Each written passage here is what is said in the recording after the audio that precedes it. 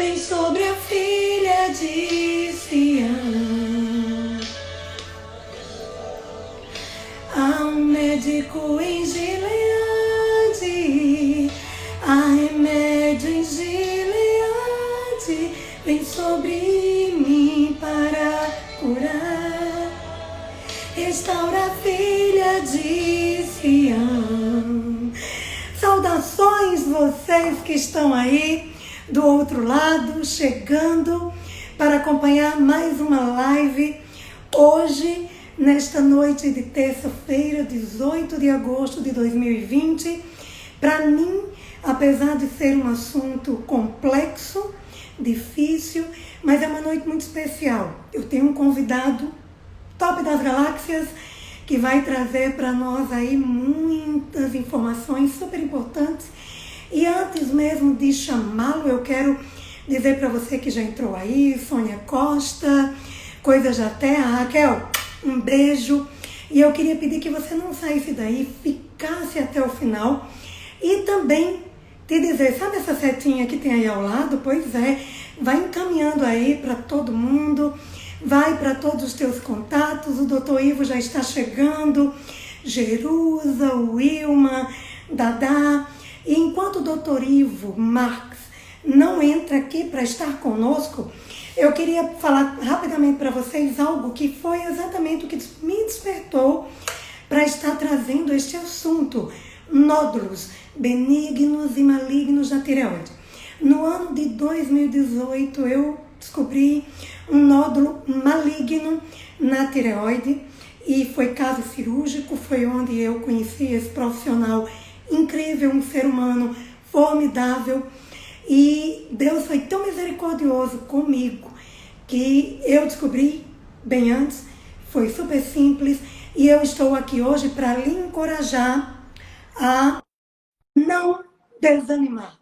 Talvez você, como eu e como tantas outras ou tantos outros, receberam um diagnóstico de um nódulo maligno, mas nem tudo está perdido.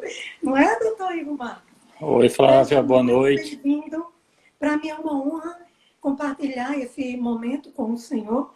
E quero dizer que fique muito à vontade. Tem muita gente com muitas dúvidas, muitas perguntas. E antes de passar a palavra para você, eu queria só fazer uma observação. Quando recebemos um diagnóstico de um nódulo, o impacto que temos é muito grande. O primeiro pensamento é maligno. E eu vou morrer. Não tem como escapar disso. Mas, na verdade, não é bem assim, né, doutor? E você está hoje aqui para nos esclarecer todas as nossas dúvidas a respeito de nódulos benignos e malignos da tireoide. Doutor Pois bem, Marques, Flávia. fique à vontade. Boa noite. Obrigado pelo convite. Vou denunciar você já, né? Que você é uma paciente meio fujona, depois que ficou boa aí da... Marca umas 10 vezes, não aparece para a gente fazer a revisão. Mas brincadeira à parte, é bom esclarecer, né, para todo mundo, como você já introduziu, que o câncer, como qualquer outra patologia, qualquer outra doença, ela não é uma condenação à morte, né? Como eu brinco às vezes com o paciente, quando o pessoal chega muito tenso no consultório, eu digo, olha, não precisa comprar um caixão que não vai ser agora, né? E esse nódulo, quando dá a punção que vem maligno, ele assusta mais ainda, e é extremamente natural e normal que a pessoa tenha um grau de ansiedade grande nesse começo do diagnóstico, mas assim, nada, você é a prova viva disso, né? Nada que a gente não consiga contornar e tocar a vida e continuar fazendo as coisas da gente, depois de ter um diagnóstico como o que você teve. Fica à vontade para fazer as perguntas e a gente conversar aí a respeito tanto dessa parte de câncer, também dos nódulos benignos, que na maioria são, na verdade, a imensa maioria desses nódulos de tireoide, eles são benignos e não malignos, né? Doutor, muitas pessoas me perguntam, e isso é uma pergunta que eu creio que permeia a mente e o coração de muita gente. Nós sabemos que o número de câncer é enorme, e é claro que, como eu disse no início, um diagnóstico cancerígeno, ele causa para nós um impacto muito grande. Eu, particularmente, eu não vou negar que quando eu recebi o resultado, me faltou o chão, se eu posso usar esse termo. Parece que o chão se abriu e eu caí naquele buraco. Foi rápido, graças a Deus, muito rápido, mas foi uma sensação muito forte que eu tive. Afinal, eu tenho na minha família muitos casos, perdi pessoas muito queridas que amavam muito com essa doença, e é claro que assusta, assusta demais. Mas antes de ir necessariamente para este ponto, eu queria que o senhor falasse para nós sobre nódulos. Quando aparece um nódulo, qual é o primeiro passo?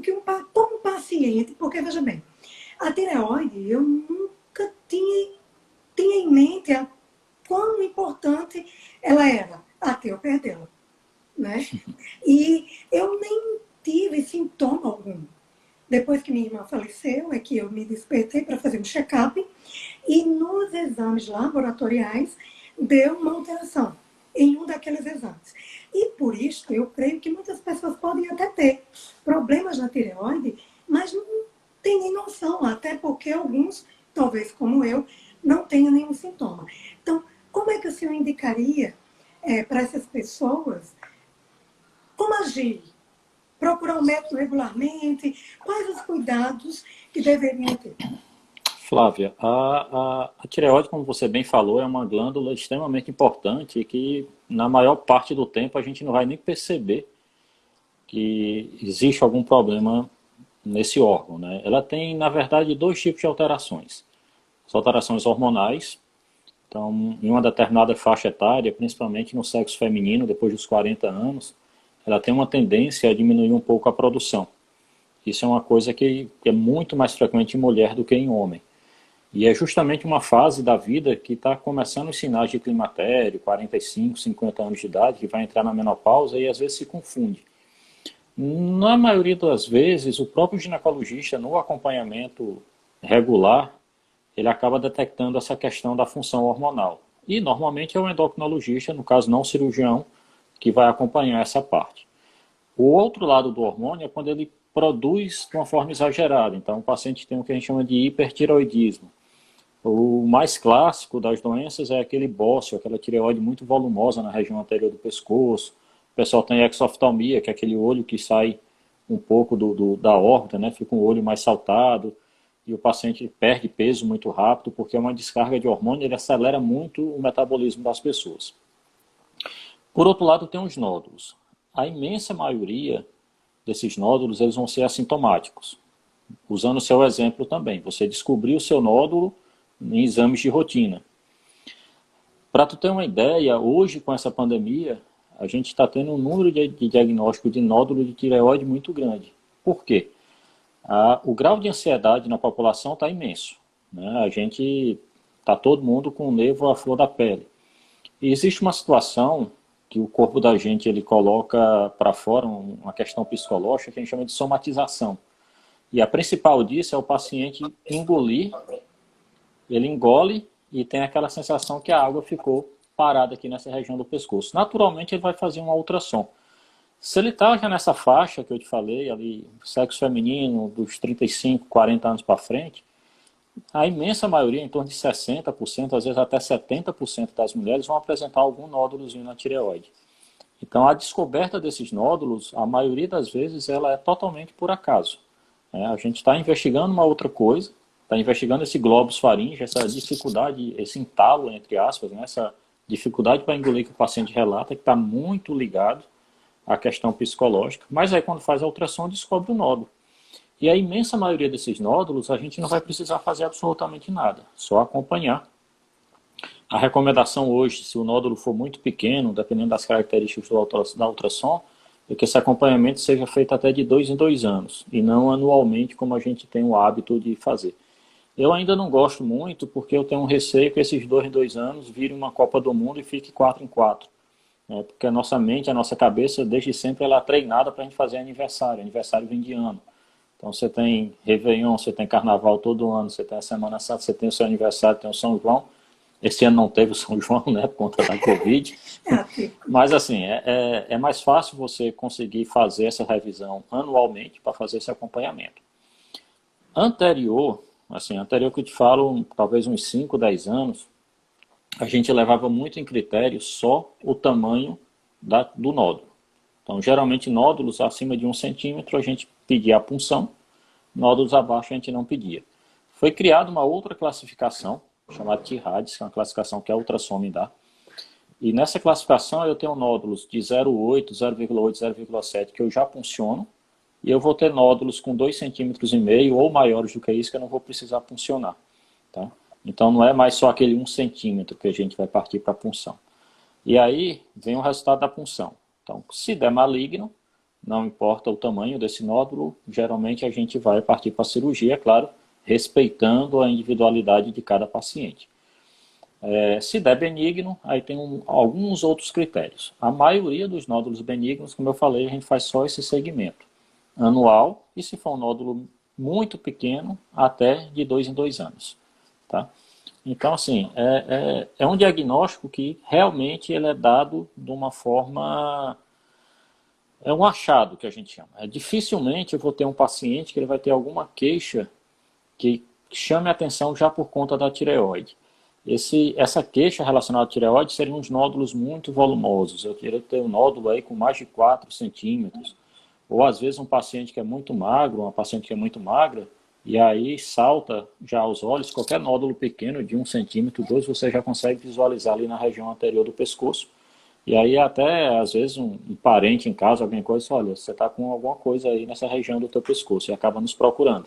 Mas a imensa maioria vai ser como você. Você foi fazer um check-up, por outro motivo, foram pedidos exames, entre eles a ultrassom dessa região do pescoço, e foi detectado o nódulo. Tá? Tem um outro ponto que é interessante, que a gente sempre discute muito nos congressos, é que, eu não sei se você estava com essa pergunta na agulha, mas já vou respondendo. Vamos aí. E assim, o pessoal diz assim, o número de câncer tem aumentado. Será se começa todas as teorias, né? Será se é o hormônio que tem no frango? Será se... Na verdade, na minha opinião, o que eu acho é que o diagnóstico hoje ele está mais fácil. Então, se você chegar em qualquer cidadezinha do interior da Paraíba, você vai ter alguém que vai passar lá pelo menos uma vez por mês fazendo ultrassom. Então, esses diagnósticos eles são mais corriqueiros. Eu consigo fazer mais exames e mais pessoas. E como eu falei, pessoas que são assintomáticas. Então, são pedidos assintomáticas ou têm queixas de uma outra coisa, não relacionada direto à tireoide. E aí, o que eu acho é que a gente está dando mais diagnóstico. Agora, para a tireoide especificamente, tá? Não estou falando dos outros cânceres, mas para a tireoide, o que a gente não sabe ainda é se a gente operando esses casos tão precoces, se a gente vai estar mudando, em termos de população, alguma coisa de expectativa de vida. Por que isso? O câncer de tireoide, apesar desse nome, né, e o nome, como você bem falou, abre o chão quando você recebe esse diagnóstico, mas o câncer de tireoide ele tem um comportamento muito diferente. Ele tem um comportamento que, a longo prazo, ele é muito bom para o paciente. Dificilmente eu vou ter alguma complicação, dificilmente eu vou ter um óbito relacionado a um câncer de tireoide. Tem. Não resta dúvida, mas se a gente for para a questão estatística, é muito pouco. Então, assim, se eu opero uma paciente que tinha um nódulo com 0,7 centímetros, talvez, veja só o que eu vou falar, talvez, se eu não tivesse operado, ela fosse viver o mesmo tempo, se esse nódulo não aumentasse de tamanho. Tá? Então, por exemplo, a população japonesa, que eles têm um controle de saúde, uma questão de disciplina, de facilidade de acesso a médico, a saúde muito melhor do que a nossa, alguns nódulos pequenos, como eu te falei, com 0,7 centímetros, com a punção de maligno, eles não estão operando. E eles estão vendo que se esse nódulo não aumentar de tamanho, aquela paciente vai passar a vida toda com aquela neoplasia, com aquele câncer na tireoide, que não vai fazer absolutamente mal nenhum para ela. Agora, tu imagina isso a gente transplantar para a nossa cultura, né? Que às vezes eu recebo paciente que diz assim, eu tenho um nódulo na tireoide. Eu disse, olha, não precisa fazer nada, você só vem daqui a 2 anos. Não, eu quero operar. Eu digo, não precisa operar. Deixa a tireoide aí quietinha, né? Se a tireoide está boa, deixa ela aí funcionando. Eu, particularmente, quando descobri o diagnóstico, por mim eu tinha feito a cirurgia no mesmo dia. Não vou negar. No mesmo dia. E eu me recordo que eu estive em seu consultório e eu falei, doutor, eu sei que o senhor é competentíssimo porque minha irmã me deu boas referências a seu respeito, mas eu quero lhe dizer, tira a tireoide toda. Eu não quero que deixe nada. É, Porque a sensação que nós temos é de retirar aquilo e ficar livre. Porque é algo muito angustiante. E só quem recebeu esse diagnóstico é quem, de fato, pode falar com propriedade. Doutor, então, diante de tudo que o senhor coloca para nós, existem nódulos benignos e malignos, isso, tranquilamente. perfeito. Então, recebendo um diagnóstico no ultrassom de que é um nódulo, não tem por que se desesperar antes do tempo. Não, não. Antes de fazer o chamado PAF, né? A Muito desses punção. nódulos, Flávio, a gente não vai fazer nem a punção, tá? Se o nódulo for pequenininho, lembra que eu te falei dessas características que a ultrassom tem, dessa classificação Sim, nova? Então, a sim. maioria desses nódulos, hoje, a gente não precisa nem puncionar. A gente só vai acompanhar fazendo a ultrassom. Nem o desconforto da furadinha no pescoço lá a gente vai ter. É que é muito desconfortável. Mas E é não rápido, é dói, mas... passageiro. Não, mas não vou desencorajar ninguém, tá, gente? Não, Então, doutor, existem alguns tipos de câncer de tireoide. O senhor poderia falar perfeito. deles, por favor? Tá, claro. Não, boa pergunta, excelente pergunta. Quando a gente fala Eu assim, né? estudei. Estudei. Quando a gente fala assim, o câncer de tireoide tem um prognóstico bom, a gente está falando do mais comum, que é o carcinoma papilífero, tá? Foi o que eu tive. Papilífero, o que você teve. Papilífero, ele tem mais ou menos aí uns 70, 80% dos casos que são diagnosticados. Na verdade, voltando um pouquinho, a gente divide em dois grupos. A gente divide os carcinomas de tireoide em carcinomas bem diferenciados, que é o papilífero e o folicular. E a gente tem o outro grupo que são os pouco diferenciados, que são o medular e o anaplásico. Então, desses bem diferenciados, o mais frequente é o papilífero, que foi o que você teve. É. Controvérsias do papilífero, a questão da extensão da cirurgia. Então, também a gente já tem hoje um monte de trabalho científico mostrando que se você fizer uma tireoide parcial, em algumas situações é seguro e não vai ter uma diferença de longevidade desse paciente.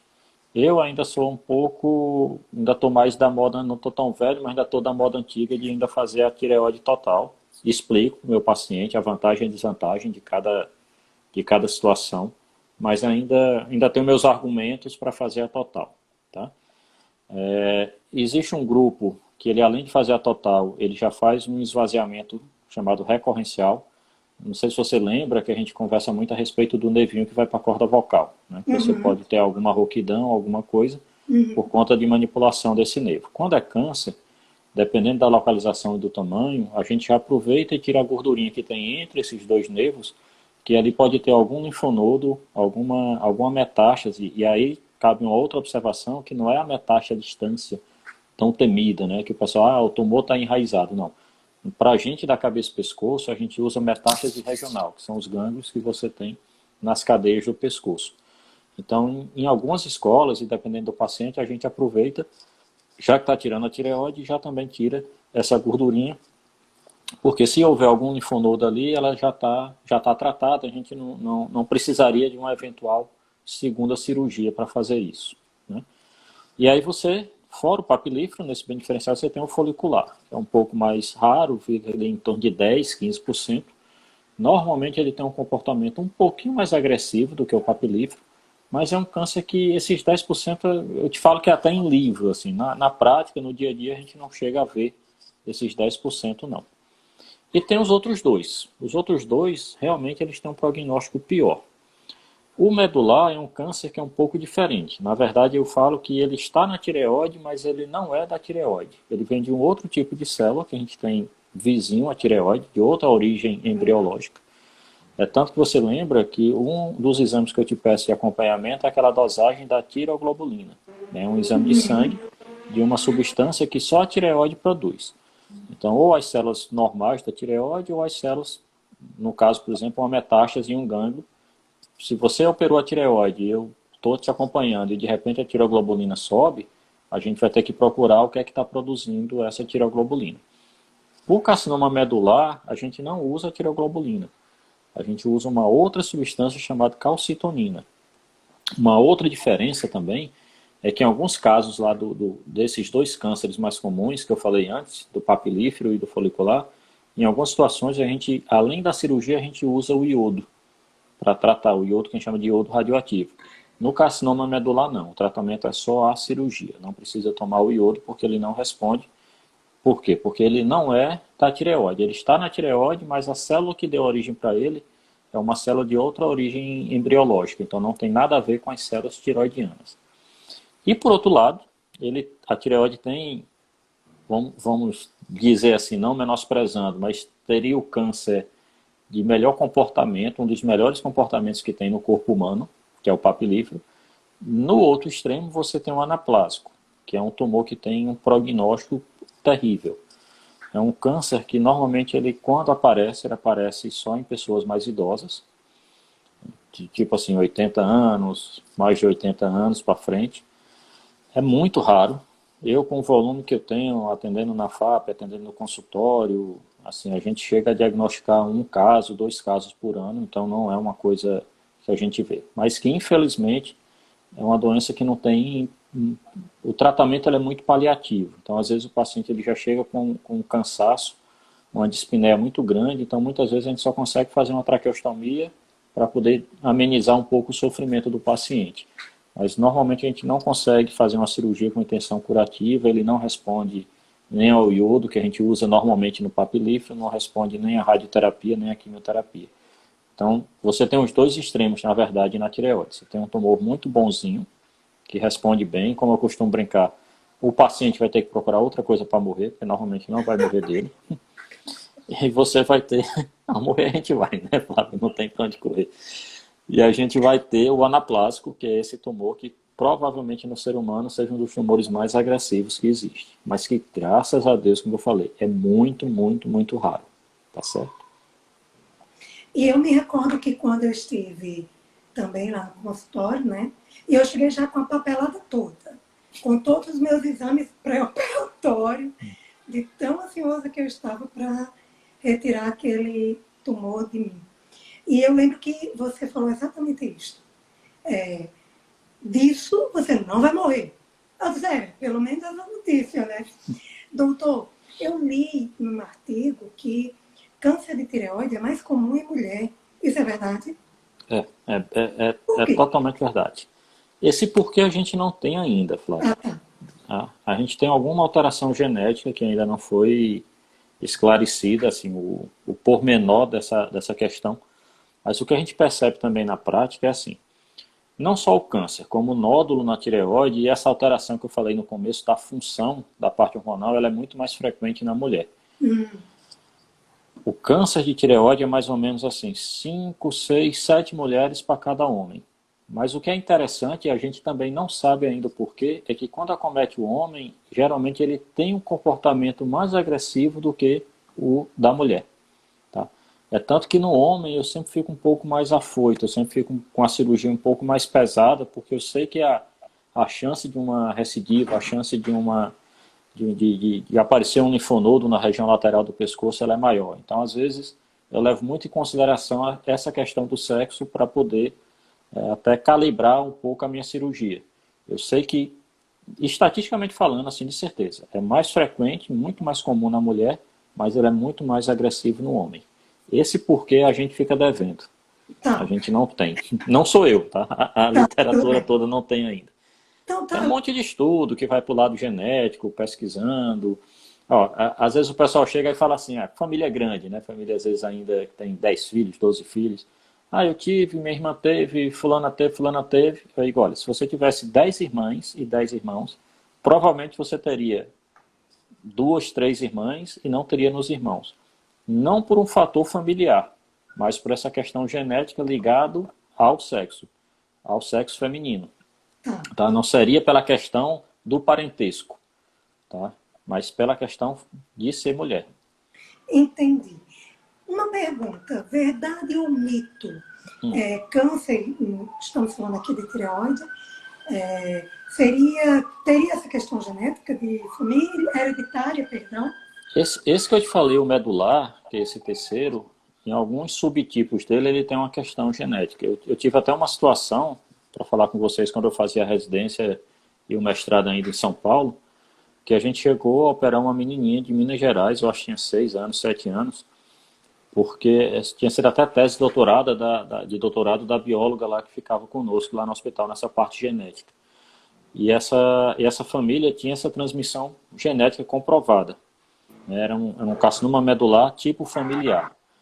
E aí, na pesquisa da família toda, tem todo um protocolo. Depois do segundo, terceiro caso, não é para o papilífero, é para o medular, que é aquele um pouco mais raro. Mas aí tem essa alteração genética que, quando dá, a gente sabe que aquela pessoa, no decorrer da vida dela, vai desenvolver o câncer. E como esse carcinoma medular ele tem uma agressividade bem maior, a gente fez a opção na época por operar. Na verdade, era do serviço, não era paciente meu, mas eu participei na cirurgia. E eu lembro que até hoje, quando eu falo com o doutor Brasilino, que foi um preceptor, que é um pai para mim dentro da cirurgia de cabeça e pescoço, foi a pessoa que escreveu o Tratado de Cabeça e Pescoço, o livro que a gente mais segue no Brasil. Enfim, para mim é um ícone na especialidade. Todo vez que eu encontro com ele ainda no congresso, eu digo, doutor Brasilino, eu até hoje eu fico angustiado de estar participando, de ter participado daquela cirurgia, de operar, tirar uma tireoide sem ter o nódulo visível. Mesmo eu sabendo, cientificamente comprovado, que se eu deixasse aquela tireoide no futuro, aquela criança, a gente não sabe precisar em que idade, mas ela ia ter o carcinoma medular, e a gente preferiu operar. Mas só que foi uma coisa assim muito chocante, né? Porque eu acabei operando uma criança, participando da cirurgia numa criança que não tinha um nódulo, né? Você tinha aquele registro genético que ela ia ter, mas você não tinha palpável ali, né? Fica, na cabeça da gente fica bem apreensivo, assim, né, aquela indicação. Mas, enfim, graças a Deus saiu tudo bem. Mas é uma coisa que hoje em dia, Flávia, está se mudando muito. Tanto essas condutas para diagnóstico, conduta para cirurgia, você vê como muda. Vez por outra, eu atendo paciente aqui ainda que foi operado por Dr. Paulo Pinto, né? Dr. Paulo Pinto faleceu já tem uns 6 anos, eu acho, por aí. 5, 6 anos, e pacientes dele que ele operou há 30, 40 anos atrás. O que é que acontece? Lá atrás, 30, 40 anos, eu não tinha a quantidade de hormônio que eu tenho hoje na farmácia para vender. Hoje eu tenho umas 5 marcas de laboratório, fora os genéricos. Então hoje é muito fácil eu repor o hormônio da tireoide para o paciente. Não é uma coisa mais que me limita na cirurgia. Se você toma seu hormônio na sua dose correta, a imensa maioria dos pacientes não vão ter problema nenhum. Lá atrás, há 30 anos, você não tinha essa facilidade. Então, os cirurgiões, eles tinham que optar por tirar, às vezes, só o nódulo, não tirava nem a metade da tireoide, tirava só o nódulo. Por quê? Porque se ele tirasse toda, a qualidade de vida do paciente ia embora, porque o paciente não ia ter hormônio nenhum no organismo dele. Começou-se a produzir, a gente começou a ficar mais afoito na cirurgia, né? Então, eu posso tirar uma tireoide toda hoje e reponho. Aí vê como é engraçado. Há uns 2 anos eu fiz um treinamento em São Paulo, e até fazer agora um novo treinamento no Einstein, mas foi logo na semana depois que decretou-se a pandemia, ali comecinho de março, logo depois do carnaval, de um tratamento chamado radiofrequência. Então, nódulo grande de tireoide que eu puncionei, que foi benigno, que a gente tradicionalmente opera, hoje a gente está começando a ter a opção de não operar mais. A gente vai para o hospital, faz uma sedação, com a ultrassom guiada, a gente vai colocando uma agulhinha que libera uma temperatura, falando assim bem a grosso modo para te explicar, e você meio que cauteriza, entre aspas, né, de uma forma bem grossa, meio que você cozinha esse nódulo com essa agulha. E para você ter uma ideia, durante 1 ano esse nódulo vai regredindo de tamanho por conta dessa temperatura, dessa cicatrização, e esse nódulo em 1 ano ele chega a reduzir em torno de 96%.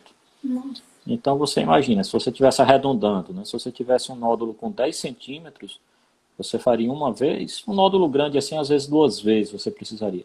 Só que eu não ia ter a necessidade de operar, você não ia internar, você faz de manhã, de tarde você está em casa, no outro dia você está trabalhando. É lógico que esse nódulo não vai sumir de hoje para amanhã. Mas no final de 1 ano, no acompanhamento, esse nódulo que tinha 10 centímetros, ele ia passar a ter 4 milímetros. Quer dizer, então eu vim de uma época que a cirurgia você não conseguia fazer, ela muito agressiva porque você não tinha hormônio, depois veio o hormônio, não era mais um fator limitante para mim, e agora chega uma outra técnica que você consegue tratar esse nódulo sem precisar operar. Ou seja, eu não vou ter cicatriz, eu não vou ter internação, eu não vou ter afastamento de trabalho, eu vou ter um risco praticamente zero de uma rouquidão, que é o principal risco para para uma cirurgia de tireoide. Ou seja, a coisa vai evoluindo. Eu já vi alguns artigos da Coreia desse método que eles estão tratando até alguns tipos de câncer. Então, pega uma pessoa muito idosa, tem um risco cirúrgico elevado, precisar fazer uma cirurgia maior, vai lá com um nódulozinho na tireoide, pá, cauteriza, o paciente vai terminar a vida dele sem o menor problema. É Que para a legal. gente ver como muda, né? Muda e muito, E né? rápido. Em tão pouco tempo. É, A muito minha pouco foi tempo. aqui em 2018. Hoje é uma coisa que assim, a gente está chegando, vai começar agora a ter alguma briga com convênio para poder liberar, porque geralmente são coisas, quando lançam, são coisas que vêm com custo muito alto. Né? Aham. As empresas, quando lançam isso, quando vai se popularizando, lógico, como qualquer coisa, o custo vai barateando. Mas no começo, para você implementar, é sempre é sempre uma certa confusão. Mas vai, uma hora chega. Chega, claro que Chega. chega. Estamos caminhando para frente e a coisa vai ficando cada Tá, vez mais, né? Bem mais à frente, a tecnologia avança e tudo vai ficando melhor. Agora eu gostaria de, ó, abre aspas, eu também não fiquei com cicatriz não, tá? Deus colocou na minha vida um excelente profissional. Inclusive, Evaldo está aí mandando um beijo, um abraço, lhe uma tecendo figura, né? inúmeros elogios e eu posso atestar de que o que ele falou é verdade. Doutor, Obrigado, Pedro. uma sombra negra Hum, permeia sobre a nossa cabeça. Quando chega, então, o resultado da PAF, da punção, é positivo, você está com câncer. E o tratamento? Aí vem aquela ideia. Como você já falou aí, que tem a iodoterapia, e o iodo é um procedimento que quem tem câncer de tireoide pode se submeter, correto? correto. Na Eu não verdade, assim, precisei, mas as pessoas temem as reações causadas pela iodoterapia. Quais são essas reações? Quando o paciente deve se submeter e quando não? pronto. Então eu vou começar aí com as indicações, tá? Eu vou falar de uma forma genérica para a gente não. Mas assim, normalmente quando a gente opera, o paciente recebe o diagnóstico, recebe a punção, na verdade, ele vai me dar a triagem se eu vou operar ou não, se eu vou só acompanhar. Operei, fiz a sua cirurgia, por exemplo. Chegou o anátomo patológico lá da tireoide toda. A gente classifica o paciente em baixo, médio e alto risco. Isso leva em consideração o sexo, a idade e as características que vêm nesse resultado da biópsia. Se o paciente ele tiver como baixo risco, não há necessidade da gente fazer o iodo. Esse baixo risco ele seria risco de quê? Do câncer recidivar, não na tireoide, porque você não vai ter mais a glândula, mas em algum linfonodo, em alguma íngua do pescoço. Se ele está de baixo risco, e além da cirurgia eu acrescentar o iodo, eu não vou conseguir reduzir ainda mais esse risco dele. Tá? Então, se, por exemplo, aparecer daqui a 20 anos um linfonodo no pescoço, se eu tivesse tomado o iodo, ia aparecer do mesmo jeito, tá? Porque você já estava classificada com baixo risco. Do médio e do alto risco, aí a gente já faz o iodo com essa intenção que eu te falei, que é a intenção de reduzir a longo prazo a chance de a gente ter uma recidiva. O que é que o pessoal fala muito do iodo? O iodo, por que a gente usa? Na verdade é um iodo radioativo. O iodo normal, esse que tem no sal de cozinha da gente, que o governo no Brasil ele obriga todo fabricante de sal a acrescentar o iodo, ele é usado pela nossa tireoide para produzir o hormônio. Então, como é que surgiu a ideia do iodo? O que é que eu quero com o iodo? Quando eu opero uma tireoide, eu não vou conseguir retirá-la 100%. Ela não é como uma vesícula, que tem uma cápsulazinha que você consegue tirar. Sempre vai ficar ali um restinho microscópico de célula tiroidiana. Então, o iodo ele vai queimar ele vai queimar esse restinho de tireoide que ficou, né? Esse restinho microscópico. Como é que funciona isso? Você modifica esse iodo e coloca como fosse uma radiação no iodo. Você muda o íon. O chato do iodo é o quê? É o preparo. O que é que a gente vai fazer com esse preparo? A gente vai deixar o organismo do paciente extremamente ávido, extremamente maluco, precisando do iodo para produzir o que seria o hormônio. Só que aí quando você está nesse pico, que teu corpo está quase numa abstinência de ter o iodo, você vai receber o iodo pela boca, não é injeção.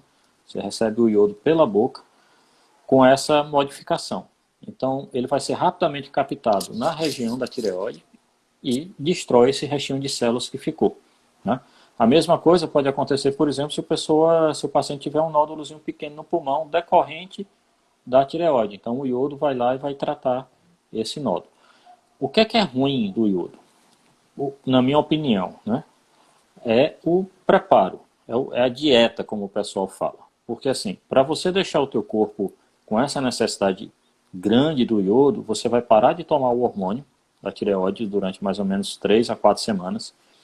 Você vai ter que tirar o sal da sua alimentação. Na verdade, o sal que a gente compra normalmente no supermercado.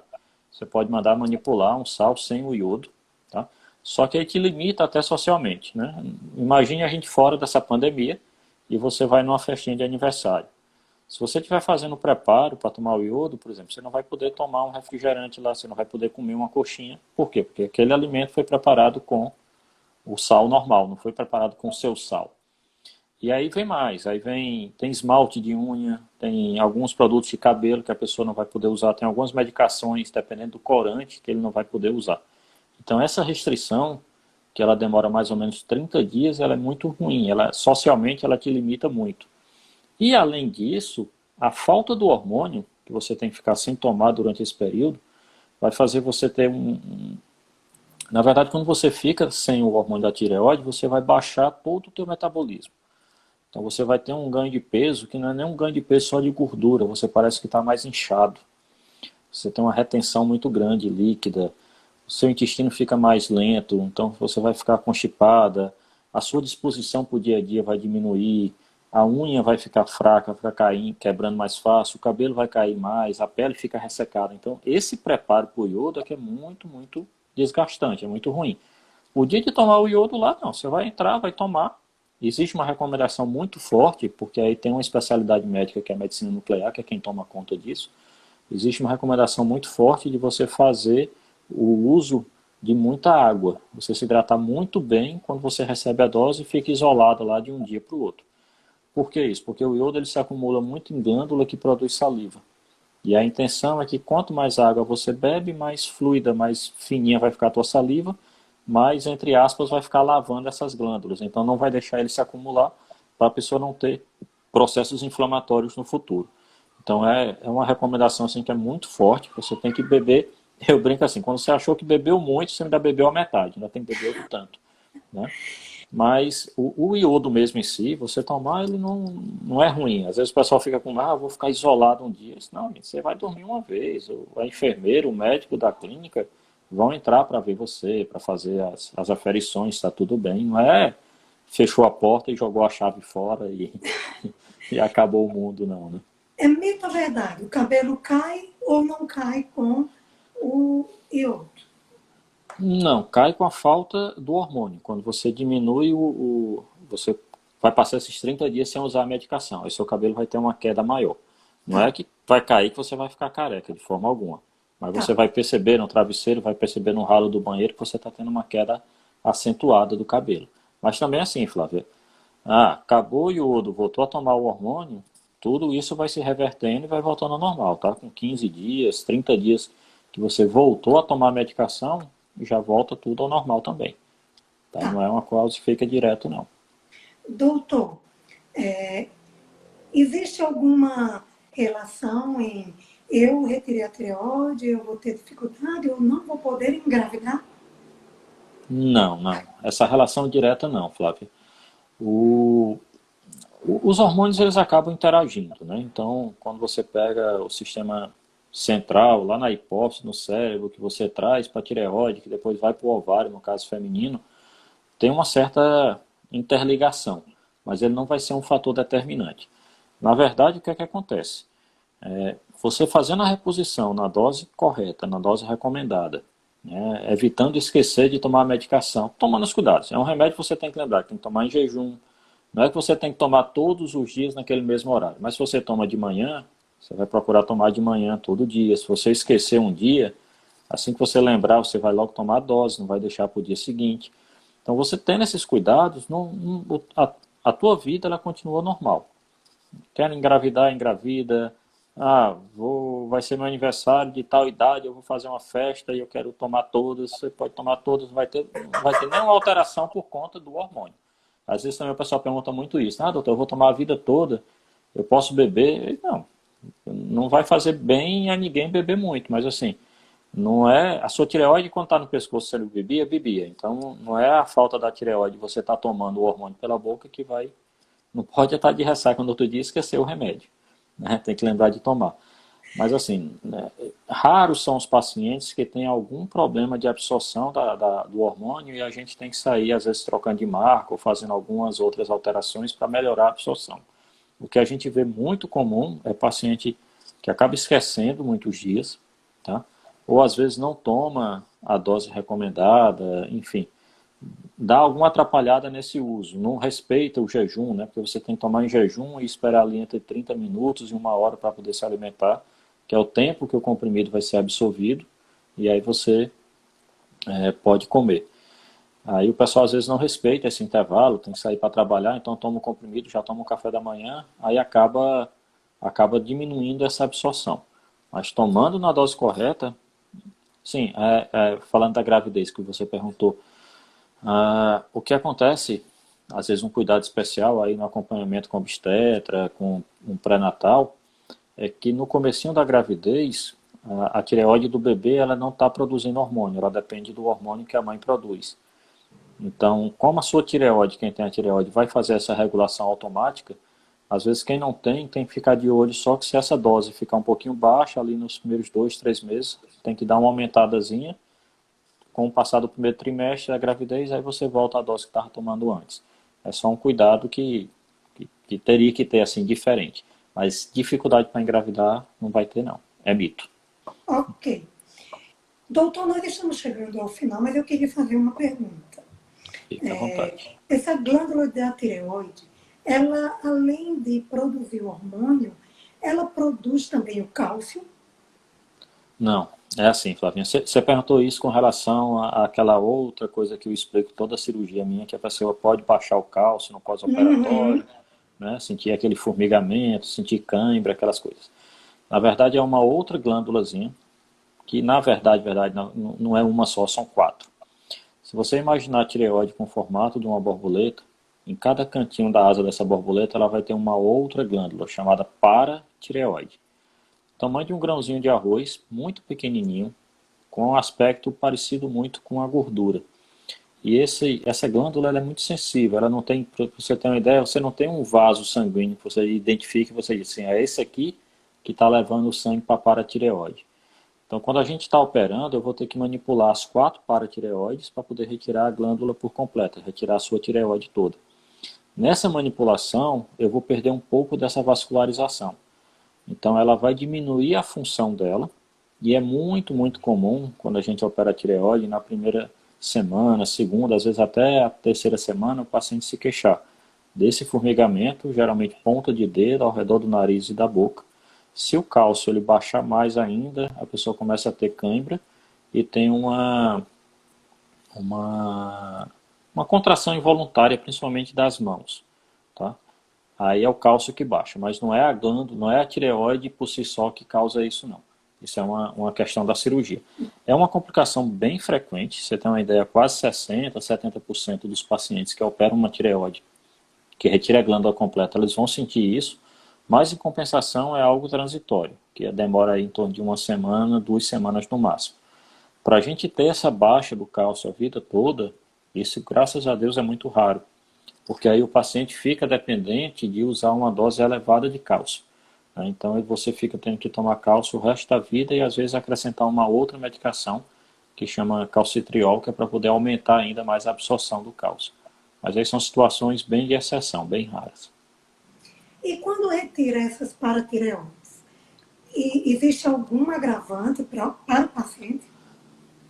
Tem 2 situações que pode acontecer. Às vezes quando você tem, por exemplo, um câncer mais avançado, você tem que entrar com uma cirurgia mais radical, você não consegue nem identificar, porque às vezes o paciente, além do nódulo na tireoide, ele já tem uns linfonodos, e aí, como eu disse, essa paratireoide parece uma gordurinha, acaba saindo muito parecido. Uma outra situação que acontece é você não tirar as paratireoides, Não, quando você recebe o resultado da biópsia, não tem nenhuma paratireoide lá no relatório que o laboratório te mandou de volta, mas por algum motivo essa paratireoide ela ficou tão prejudicada da parte da vascularização que ela não vai mais funcionar. Esse é o fato mais comum que acontece. E aí, quando esse cálcio fica de uma forma constante baixo, o que é que pode acontecer? Você pode ter uma osteoporose mais precoce, né? Você pode ter uma osteoporose, além de mais precoce, ela mais acentuada. Você, pela reposição do cálcio, você pode ter uma predisposição a formar cálculo renal, né? Porque você, para eu repor esse cálcio, eu acabo dando uma dose muito alta por dia. E aí uma parte vai ser absorvida, outra parte é eliminada, mas acaba, por algum motivo, concentrando no rim e formando um cálculo renal. Mas como eu te falei, isso, graças a Deus, é muito raro mesmo. E quando a gente tem, aí a gente tem que dar uma assistência muito de perto para esse paciente, tem que conscientizá-lo muito do uso da medicação. Você sabe, eu sei, como paciente, não como médico, que remédio que a gente usa por longo prazo, tem hora que a gente enche o saco, olha assim, ah, não vou tomar isso hoje não, deixa isso para lá. Né? Entendi que é isso. Que é isso. Pois é, mas é só o segredo, não conta para muita gente não. Não esqueça muito não, fique tomando. Não, eu sou uma paciente legal. Eu furo, é verdade, eu furo. Eu confesso e vou tentar me consertar. Mas eu sou legal, eu faço tudo Não, direitinho. mas eu brinquei, Flávio, vai ter o acompanhamento hoje, já está tranquilo. O acompanhamento Vai. hoje, uma vez por ano, já tá de bom tamanho, não precisa nem mais do que isso. É verdade. Doutor, fizeram uma pergunta aí, salvo engano, foi Sônia Costa. Então, se for grave, pode matar. O câncer de tireoide, Isso. na verdade é como eu te falei, Flávio, assim, se eu for para estatística, desculpa estar mexendo na câmera, que meu apoio hoje ali Fique tranquilo. não deu muito certo não. Se eu for para a estatística, eu vou ter só 3% dos pacientes com carcinoma papilífero chegando a óbito por conta do carcinoma papilífero. E isso eu estou te falando no acompanhamento de 30 anos, não é nem um acompanhamento normal que a gente tem para os outros cânceres, que é de 5 anos. Então, poder matar, você pode até morrer desse câncer, entendeu? Tudo, a pergunta foi grave, pode voltar. Ah, não, é Graves, desculpa. É a doença de Graves. A doença de Graves aquilo que eu falei, é o bócio volumoso que produz muito hormônio. O Graves ele tem 3 tratamentos, né? Normalmente inicial a gente começa com tapazol, que é uma medicação. Dependendo do tamanho da glândula, a gente pode fazer o iodo também, tá? Para glândulas menores ali, na ultrassom que ela me fala que ela tem até 30 centímetros cúbicos, a gente tem a opção de fazer o iodo e tem a cirurgia. Quando a gente opera, fazendo a tireoidectomia total, essa possibilidade de uma recidiva do Graves, ela é inexistente. Em medicina a gente não fala muito em zero porque não existe, né? Não existe esse zero e esse 100%. Quando você trata com iodo, aí existe 2 riscos. Ou desse iodo, a tireoide absorver muito e ela acabar mudando, invertendo. Então você passa de um paciente que produzia muito hormônio para um paciente que não produz o suficiente. E você depois ali de uns 5 anos, se você tratou só com iodo, tem a chance desse Graves, dessa doença, ela recidivar. Com a cirurgia, não. Com a cirurgia é muito, muito difícil. Assim, é praticamente improvável. Tá? Que bom, né? Doutor, estamos chegando ao final. Existem aí outras perguntas, mas infelizmente o tempo não nos permite. Eu quero dizer que eu estou super feliz de tê-lo aqui, agradecida demais, porque eu sei que sua vida é muito corrida, mas de pronto você aceitou o convite e trouxe para nós aí esclarecimento de um assunto tão importante. E eu quero dizer de verdade que sou grata a Deus por ter colocado sua família na minha vida, porque foi de uma participação para lá de especial. Eu creio, sobretudo, em Deus. Ele está sobre tudo e todos, mas creio que Ele usa pessoas, capacita, dá inteligência, desenvoltura, para aí estar sendo canal para alcançar muitos e muitos e muitos. Então, a medicina existe para isso. Você é competentíssimo. E perdoa chamar de você, não é falta de respeito, não, é pela idade. Ah, pelo amor de Deus. E Eu sou muito, muito grata, porque eu realmente sou acompanhada por um médico que cuida verdadeiramente da saúde do seu paciente. Ah, Flávio, eu agradeço os elogios e agradeço a oportunidade aqui da gente falar. É muito bom sempre a gente esclarecer algumas dúvidas, alguns questionamentos, porque como você falou, algumas vezes tem muito mito, né? A gente acaba aumentando algumas coisas e às vezes também assim, quando você chega como paciente, você, com emoção, com ansiedade, com aquela preocupação toda, acaba que certas informações você não consegue processar, né? Isso é natural da gente como ser humano, com certeza. Algumas situações elas surgem por um não entendimento. Não é que a pessoa não queira entender, não é que a pessoa não queira aceitar. É que psicologicamente, às vezes, até a negação é uma defesa do nosso organismo naquele momento, né? Então, às vezes, você chega assim e olha, você pode ficar rouca na cirurgia, não tem importância. Não, lógico que tem importância. Né? É uma complicação que vai ser uma coisa que pode perdurar a tua vida toda. É Mas verdade. a maioria das pessoas fala assim, não tem problema nenhum, eu quero fazer a cirurgia. E aquilo é uma certa forma, é uma negação. E eu acho essas oportunidades de a gente conversar é muito boa, porque isso, queira ou não queira, fica disponível. Quem quiser assistir, quem assistiu ao vivo, quiser comentar, a pessoa assiste. Enfim, isso difunde e acaba ajudando aí um monte de gente que não está nem por perto, né? Não tá nem na proximidade da gente. E nesse período aí Verdade. que a gente está passando com esse Covid, pelo amor de Deus, né? Essa pandemia veio para tirar o juízo de todo mundo. Não Então é tudo isso. mudou, tudo mudou, toda a relação mudou, tudo de todas as formas, né? Então a gente teve muito prejuízo em todos os sentidos, inclusive coisas que me preocuparam muito no meu atendimento, tanto na minha clínica privada como no Hospital da FAP, lá na parte do SUS, foi a falta de acesso aos meus pacientes, né? Então houve uma redução muito grande do acompanhamento do segmento dos pacientes. Quando eu vejo um paciente com câncer de tireoide, eu sempre fico, entre aspas, feliz, porque eu sei que o prognóstico, a chance de cura dele é muito grande. Mas eu tenho um outro lado da especialidade, pode ficar até para uma outra conversa, que é muito relacionado com quem fuma, quem bebe, que são os tumores de boca, de laringe, que são doenças bem mais agressivas e que esse acompanhamento, esse segmento do paciente, ele é fundamental. E aí nessa pandemia deixou-se muito de marcar esses pacientes.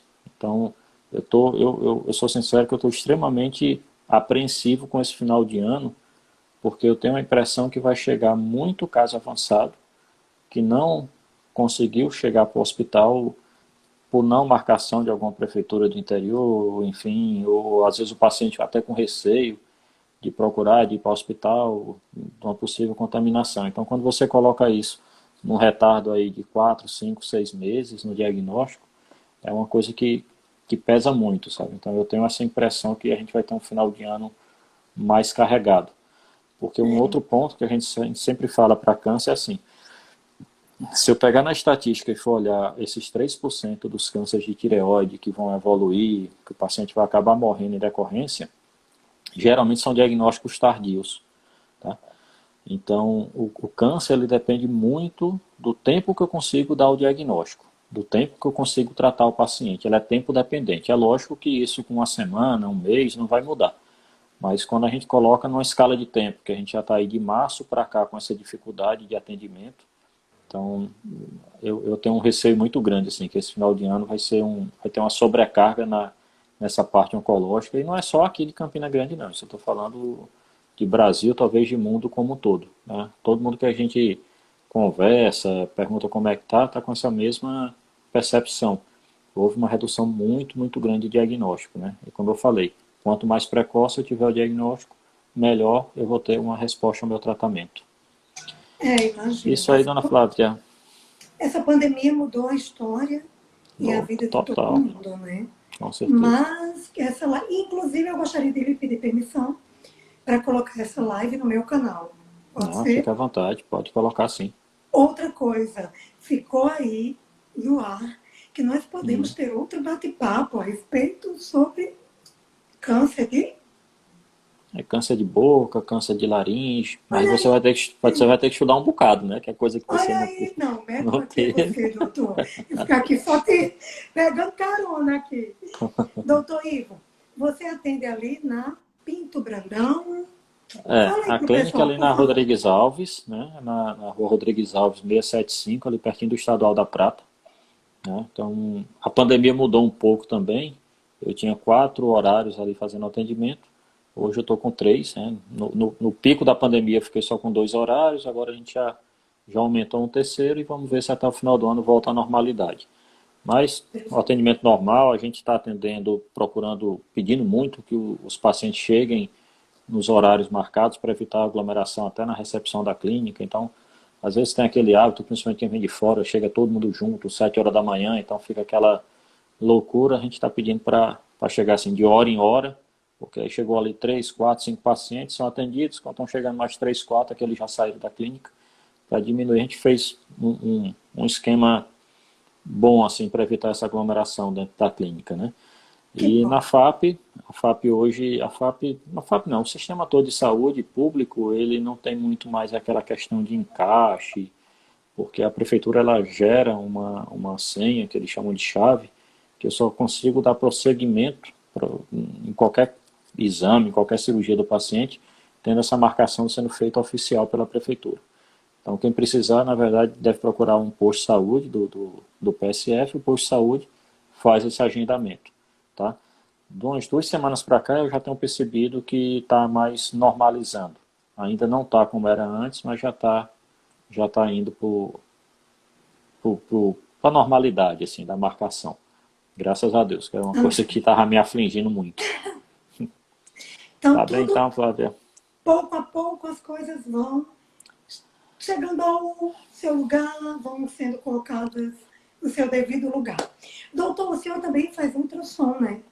Então, quem precisar também na própria clínica. Flávia, essa parte da ultrassom de pescoço é uma coisa assim, um pouco. Vou te falar que é um tanto quanto controverso na parte médica. Então, eu faço ultrassom mais para acompanhar meus pacientes. Aham. Tá? Então, hoje a ultrassom, ela, em muitas situações, ela faz parte do meu exame físico. Então, normalmente, se você chegou lá sem nenhum exame, nenhuma ultrassom, eu vou pedir para você fazer fora na clínica de radiologia.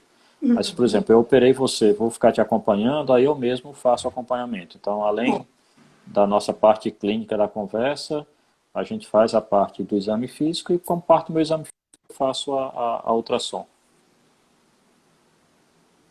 Entendeu? Mas não é doutor? uma coisa, entre aspas, assim, comercial, entendeu? Eu não, Sim, sim. geralmente eu não vou fazer uma ultrassom se um outro colega pedir, tá? Essa ultrassom eu Ok. faço seguindo os meus pacientes, é o meu acompanhamento, tá bom? Ah, tá bom. Doutor, Alguma uma coisa a vez? mais? Tem mais alguma pergunta? Não. Só muitíssimo obrigada mais uma vez. Quero dizer que foi muito bom. Todo mundo aí ficou super satisfeito. Muitos comentários dizendo que suas explicações foram muito esclarecedoras. E você que está aí do outro lado, não tema, procura um médico. Pode não ter prevenção, mas um paciente que é diagnosticado precocemente, ele tem uma chance muito maior de ser curado. Então, se tem que enfrentar, enfrenta e procura o doutor Ivo, que é uma sumidade. Deus abençoe você, sua família, doutor, e voltaremos em breve com aquela nossa outra live. Ok? Vamos marcar outro dia. Vamos Obrigado, sim. Flavinha, e uma boa Um noite. beijo. Fiquem com Deus a todos. Muito Beijo, boa obrigada noite. pela audiência. Essa live vai estar no meu canal, Flávia Sérgio de Souza. Se você não é inscrito, se inscreve e vamos lá. Boa noite, doutor. Valeu, Flávia, boa Tchau, noite. tchau. Tchau.